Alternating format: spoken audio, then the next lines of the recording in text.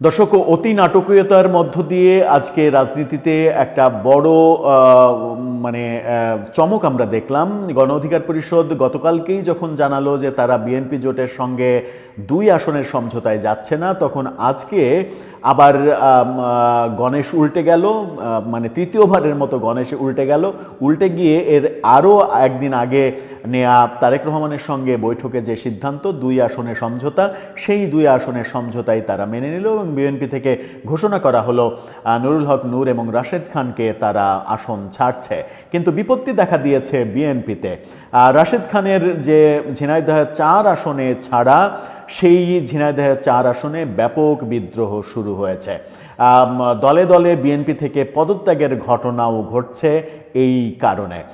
শেষ পর্যন্ত কি রাশেদ খানকে কোনোভাবে সেই আসনে টেকানো সম্ভব হবে, কিংবা নির্বাচন করলেও সেই নির্বাচনে তাকে বিজয়ী করে আনা সম্ভব হবে? চলুন, কি অবস্থা ঝিনাইদহ 4 আসনে, গণমাধ্যম কি বলছে একটু বুঝে দেখি। রাশেদ খানের ভাগ্যে কি ঘটনা অপেক্ষা করছে? থাকবেন পলিটিক্স টিভির নিয়মিত আয়োজনে।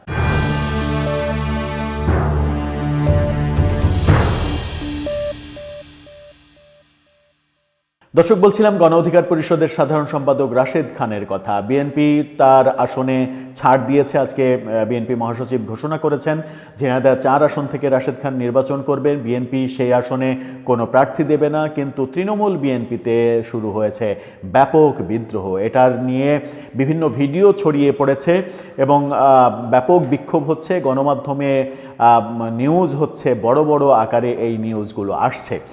সমকালীন শিরোনামটা দেখে নিন। সেখানে বলা হচ্ছে, গণ অধিকারের রাশেদের মনোনয়নে বিএনপিতে ক্ষোভ, যুবদল কর্মীর কান ধরে দল ত্যাগের ঘোষণা। কি ভয়াবহ ব্যাপার! সেখানে মিছিলের ছবিও তারা দিয়েছে। সেখানে বলা হচ্ছে যে এই আসনে, ঝিনাইদহ 4 আসন, কালীগঞ্জ আসন যেটা, বিএনপির জোট থেকে গণ অধিকার পরিষদের কেন্দ্রীয় সাধারণ সম্পাদক রাশেদ খানকে মনোনয়ন দেওয়ায় বিএনপি নেতাকর্মীদের মধ্যে অসন্তোষ দেখা দিয়েছে। এই মনোনয়নের প্রতিবাদ জানিয়ে মোহাম্মদ ফরহাদ হোসেন নামের এক যুবদল কর্মী কান ধরে বিএনপি ত্যাগ করার ঘোষণা দিয়েছেন। আজকে উপজেলা স্বাস্থ্য কমপ্লেক্সের গেটে ফরহাদের এই ঘোষণার ভিডিও সামাজিক যোগাযোগ মাধ্যমে ভাইরাল হয়েছে। ফরহাদ শহরের পৌর এলাকার ফয়লা গ্রামের বাসিন্দা। যোগাযোগ করা হলে ফরহাদ সমকালকে বলেছেন, আমি ধানের শীষ শহীদ জিয়ার আদর্শের কাণ্ডারি। ঝিনাইদহ 4 আসনে ফিরোজ ও হামিদের হয়ে বিএনপি করতাম। আসনে দুজনের কাউকে মনোনয়ন না দেওয়ায় কান ধরে বিএনপি ত্যাগ করলাম, রাজনীতি আর করব না। ফরহাদের ভাষ্য, ধানের শীষ প্রতীকের প্রার্থী না দিলে এই আসন টিকবে না। জানা গেছে ঝিনাইদহ 4 আসনে দলীয় মনোনয়ন পেতে দীর্ঘদিন ধরে মাঠে ছিলেন বিএনপির 3 নেতা।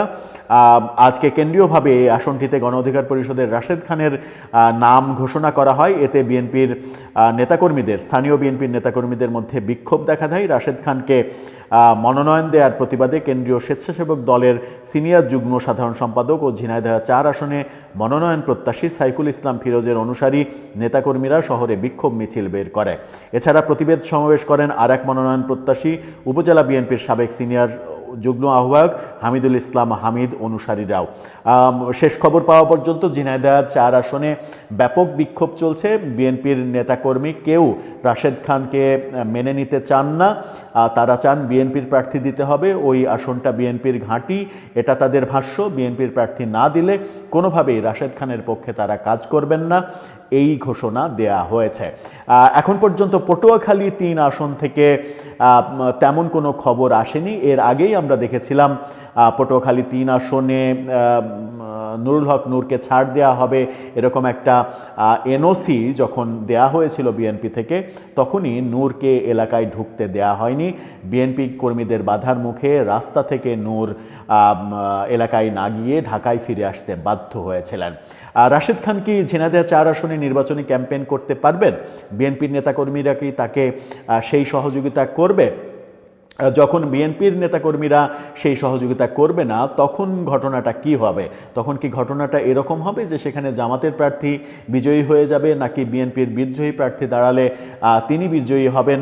আবার রাশেদ খানদের রাজনৈতিক অবস্থা যেভাবে একেবারে শেষ পর্যায় পর্যন্ত আওয়ামী বিদ্বেষী, জাতীয় পার্টি বিদ্বেষী যে রাজনৈতিক অবস্থা, তাতে করে আওয়ামী লীগের যারা ভোটার রয়েছেন তাদের ভোটও রাশেদ খানের বাক্সে একটাও একটাও আসার সম্ভাবনা যেখানে নেই, সেখানে আগামী নির্বাচনটা এবং নির্বাচনের লড়াইয়ে টিকে থাকাটা আমার মনে হয় তার জন্য অনেক বেশি কঠিন হয়ে গেল।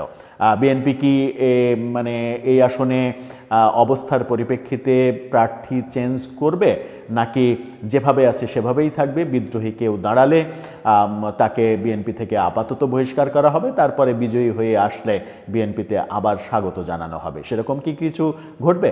দর্শক, আপনার কি মনে হয়? আপনার মতামত জানিয়ে লিখতে পারেন আমাদের কমেন্ট বক্সে।